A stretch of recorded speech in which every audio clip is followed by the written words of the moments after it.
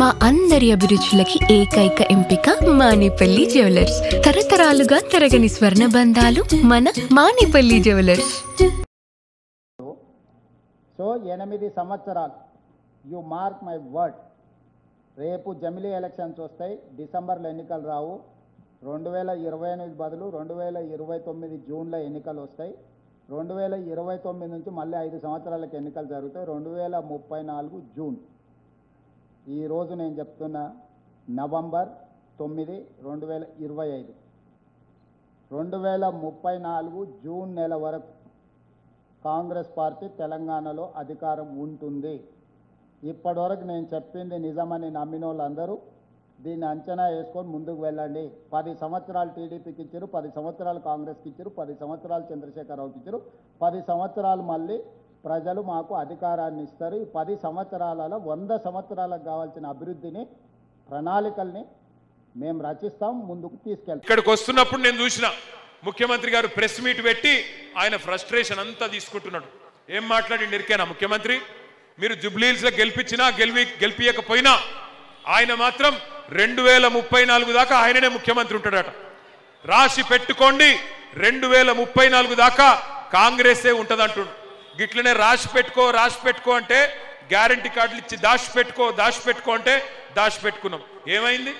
ఏమైనా అయిందా? గ్యారంటీ కార్డులు ఇస్తే ఏమి రాలే. 2 ఏళ్లల్లా రాసి పెట్టుకో అంటున్న ముఖ్యమంత్రి, నువ్వు గుర్తుపెట్టుకో, నవంబర్ 14 నాడు జుబ్లీహిల్స్ కొట్టే దెబ్బతోని నీకేమైతుందో, నీ ప్రభుత్వం, నీ కుర్చీ ఉంటుందో ఊడిపోతుందో యాది పెట్టుకొని నేను చెప్తా ఉన్నా. ఇంకొక మాట, వాళ్ళిచ్చే 4,000 6,000 దానికి ఆశపడి మోసపోతే మీరే గోసపడతారు. 2 ఏళ్ల కింద మోసపోయినాం, ఇప్పటికీ అవస్థలు పడుతున్నాం. మళ్ళొక్కసారి మోసపోకండి. మోసం అంటే ఎట్లుంటది అంటే, నీకు ఒక చిన్న ఉదాహరణ నేను చెప్తా మీకు. కుక్కర్లు వంచుతున్నట, కుక్కర్లు ఇంటింటికి కుక్కర్లు ఇస్తున్నట కాంగ్రెస్ వాళ్ళు. చీరలు వంచుతున్నట, శ్రీనివాస కళ్యాణం అని పెట్టి ఇంటింటికి పైసలు వంచుతున్నట. నిజంగానే 2 ఏళ్ళు మీరు అద్భుతంగా ప్రభుత్వాన్ని నడిపితే ఎందుకింత భయం అవుతుంది రేవంత్ రెడ్డి గారు? మీకు సీదా కొట్లాడు ఎలక్షన్, పైసలు వంచకుండా కొట్లాడు దమ్ముంటే, ఆ దమ్ము లేదు. కానీ ఎంత ఘోరం అంటే, ఇవాళ దిగజారిపై ముఖ్యమంత్రి గారు అంటున్నాడు, అవమానం చేస్తున్నాడు.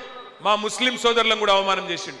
మొన్న అంటున్నాడు, ఇక్కడ యూసుఫ్ గూడకే వచ్చిండు ముఖ్యమంత్రి, मुस्लिम एमंटना हमारे मुसलमान भाइयों को बहनों को कह रहे हैं कि अगर कांग्रेस नहीं तो मुसलमान कुछ नहीं।